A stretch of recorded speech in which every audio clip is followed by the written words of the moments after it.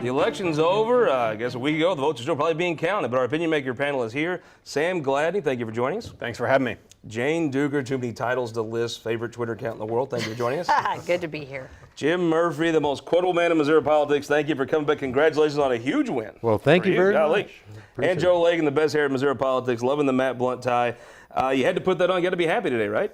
Yeah, it's been a good week for Republicans. Absolutely. So Governor Parson, I mean, you kind of thought this was an 8 to 10 point race when it started. In the middle, when he got COVID, maybe you could have questioned it. But good Lord, 17-point win, that's huge. Yeah, no, absolutely. And I told people all along, I thought it's kind of interesting. We've seen this move away from the Jay Nixon, Chris Koster approach, trying to win agriculture support. You know, Koster at the NRA, different crossover groups. You've seen sort of this new model among Democrats around the country. Saw with Beto O'Rourke in 18, Jamie Harrison in South Carolina, where they sort of say, to hell with these groups across the middle. I'm just going to try to raise so much money from my base and try to put it over the top. And I think it's a real quick way to get to 45%, but I think it's a real tough way to get to 52. And I think we saw a run out of room. Jay Duger, I mean, I on this show every time is a Nicole Galley, qualified candidate, good candidate. The one Democrats wanted was certainly funded by national Democrats. I just don't know in Missouri right now you can carry some of the national issues, whether it's defund the police, defund the Pentagon. I'm not sure it was even as much guns and abortion anymore. It's just a hard row to hoe to carry those national issues in the state of Missouri. Yeah, and I think, St. Louis, Kansas City, you have to do more than that. Okay, it's just the numbers. Yeah. And there was enormous Democratic turnout, especially in St. Louis County, maybe not in Kansas City as much.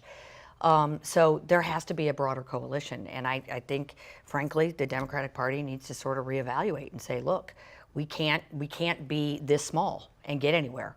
And so I hope this is a chance for moderates to be welcomed back into the Democratic Party and to make the pie bigger, because I think that's what voters were saying. Look, they got rid, by all accounts, are getting rid of Donald Trump. So the voters have said to Republicans, that ain't it for us. But they didn't go blue wave either, and they didn't elect all these other Democrats. Every single Republican in St. Louis County won. Well, everybody knows you're in St. Louis County. For all your Yes. Twitter account, you'd know.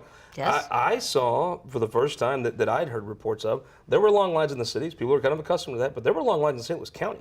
And my assumption everywhere. is that was some Republicans coming out. We had record turnout in St. Louis County. So we hit almost 80%. So, turnout wasn't the only thing that didn't work there. So I'm glad you look around the state. I mean, if you're Nicole Galloway, you look back and say, maybe there's a couple issues I could have ran on. I'm not sure she could have won this race with a national party. Even in COVID and a pandemic, and Joe Biden was the person who won, she had a lot of things going for her. I'm just not sure you can carry the burden of national Democrat issues in the state of Missouri right now. I mean, I wish it weren't true, but Donald Trump has a lot of support in the state of Missouri. Yeah. After 16 and right now, you just wish it weren't true, but it is. Maybe that'll change afterwards. Maybe we'll be able to regroup and figure some things out. But I think that headwind by how much he won by 16, 17, whatever it was, it's just going to be tough as a Democrat in this state to overcome that. Whenever you look back, though, Mike Parson tripled the margin of victory for the governor in 16, while Donald Trump lost 4 points in the state. In your district, Mike Parson is somebody that could come to your district, be with you, and wasn't a negative. No, and I don't think it's just Donald Trump. I think it's what Donald Trump stands for.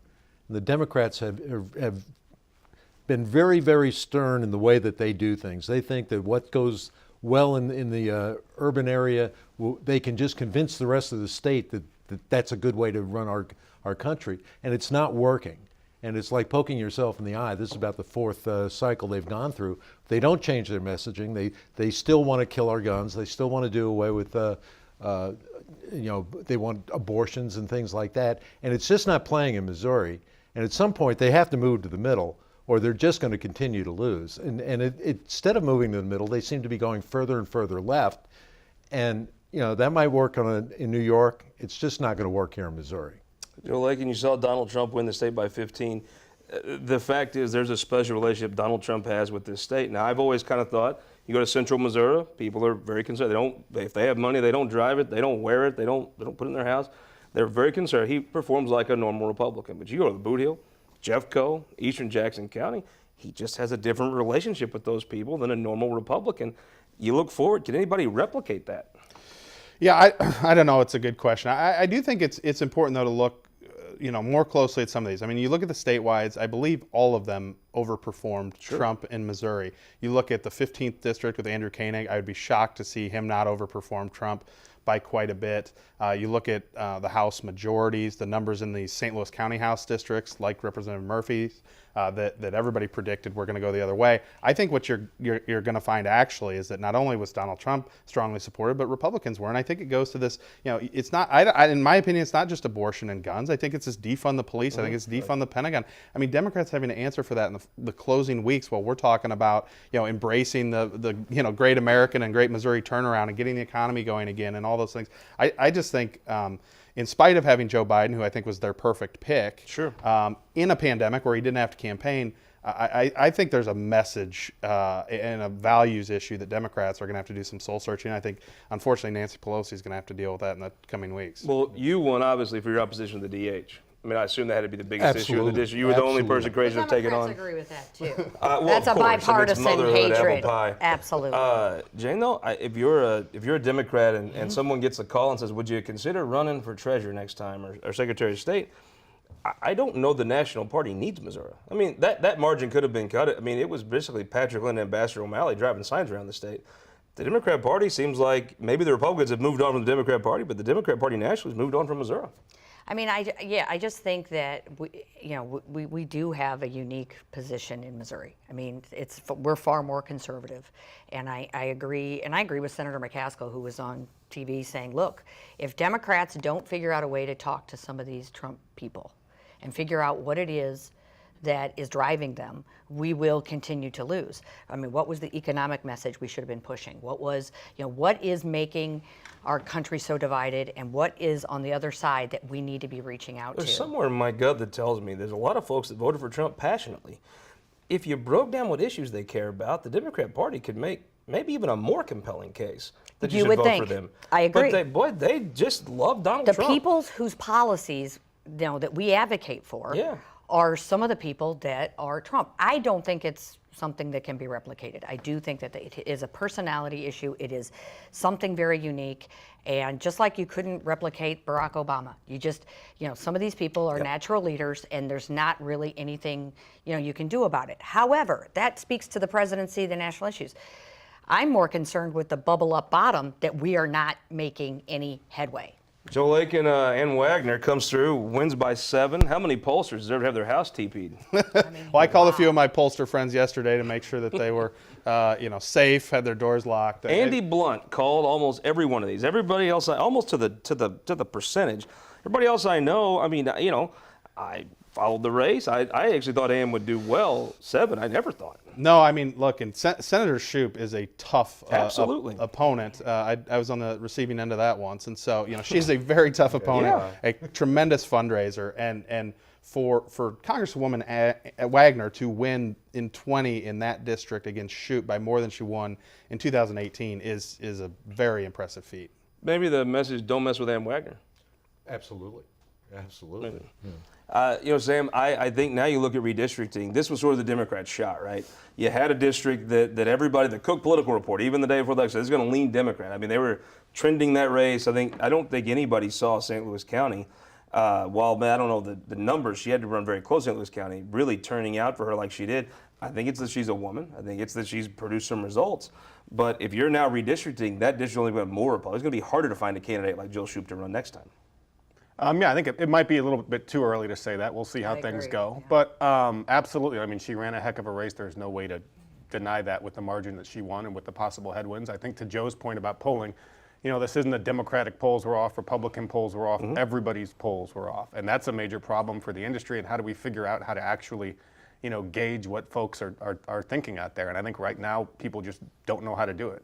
I think the demographics of that district are moving toward Democrat, and I think that trend is happening. I think, though, either Republicans landed the message on defund well, and that hurt, or the extraordinary turnout on both sides. You have a member hurt. of Congress literally down the street that is Yes. not just that is championing those messages. Absolutely. This isn't a New York thing. This isn't a Portland, Minneapolis. This is a just down 44. I know. is where I'm this one of is the at. Democrats that actually repudiated the statement. I'm one of the Democrats that said this is not the way we need to go. I mean, and I'm still in that camp. And I do think that that message landed better than Democrats thought it would. Jim Murphy, the star of your mailings in 2 years is Cory Bush, right? Yeah, but I just want to address what you said. How do you judge it? How do you know what the voters are thinking? What we did is we knocked on the doors. We were out there. I put picked this up. 47,000 pieces of literature on doors, and I talked to people every single day. And Democrats had a And different view of COVID, Democrats and they did knock on waved doors, signs. right? Yeah. That's Interesting. A big I difference. talked to some Democrat legislators this week that all kind of came back to the Capitol, and that's one thing they said is honestly, we feel like some of the races where we could have done a little better, maybe lost by just a little bit, was we totally backed off all our doors, and Republicans just went in and did them. But And it wasn't that close. I mean, I think when you step back, I mean, I'm sort of looking at like Nicole really was not in this race then. No. I mean, if there hadn't been polling that had everybody all ginned up and I mean, that's not close. I don't think door knocking. Like a university poll is not gonna. Of course, it's gonna show more. But even liberals. in I some mean, of the good House Lord. races, I mean, ones I think people thought were going to be a lot closer were not close. Well, I would argue, though, I mean, whether that is determinative of an outcome or not, it can still be a horrible good thing. decision Right. that Democrats did that. Our company did 600,000 door knocks for Lindsey Graham in South Carolina, and Democrats weren't doing it.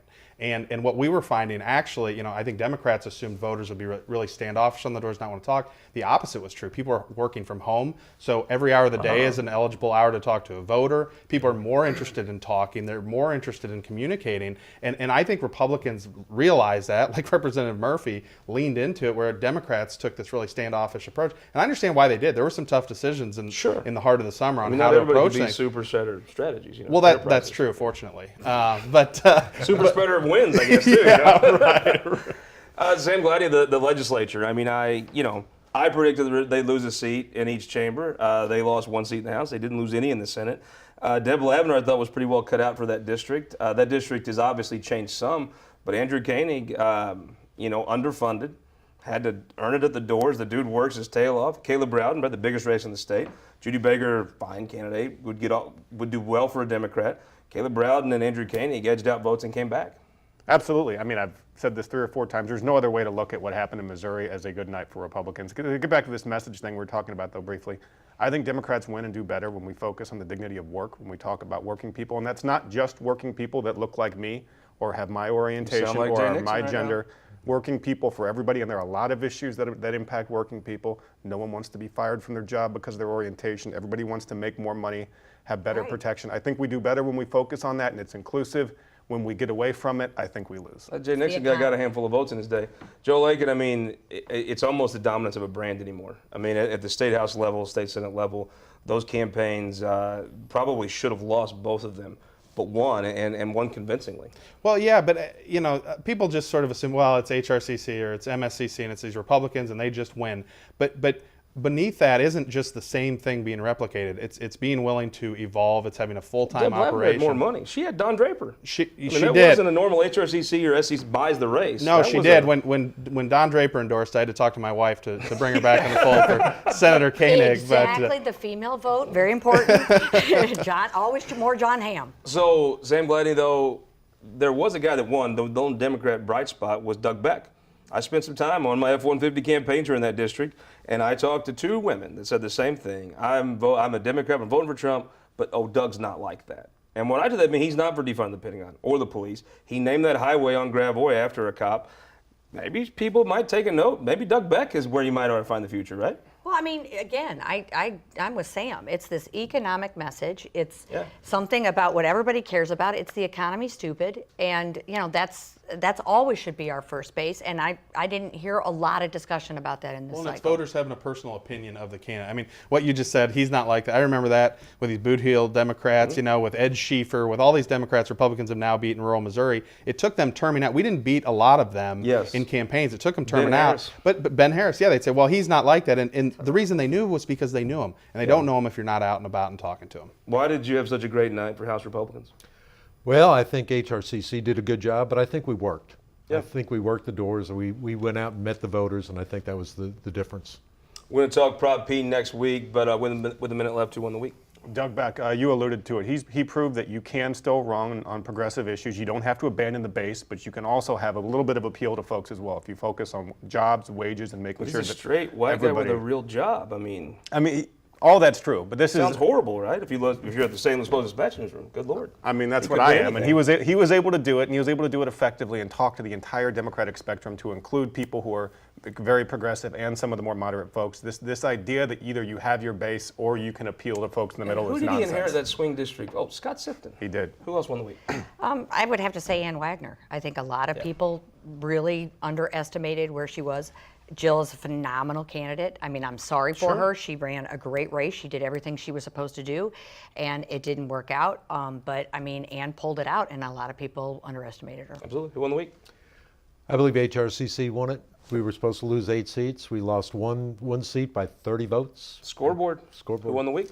Got to give it to Senator Koenig and his team. Every election he's run, he's predicted to lose, and every one he's run, he's won. So Kind of like Caleb Bratton over Columbia. Absolutely. He runs against these Titans, he's always going to lose, and then they count the votes and he wins. absolutely. I'm going to say Mike Parson inherited the governor's office in a terrible time for the state, restored trust in the state, tripled the margin of victory for the Republican governor in 2016. I think it also validated his COVID plan. I mean, Nicole Gallo was very clear. She would give you mask orders and stuff. He didn't. Really a time he never embarrassed the state of Missouri, and I think the state of Missouri embraced him with a record-setting victory. And I'm going to also say Todd Graves and everyone at Prop 3, Republicans will draw the lines, however that is now. I didn't see it coming. They won. Congratulations to them. We'll see you next week. We'll have the governor on This Week in Missouri Politics.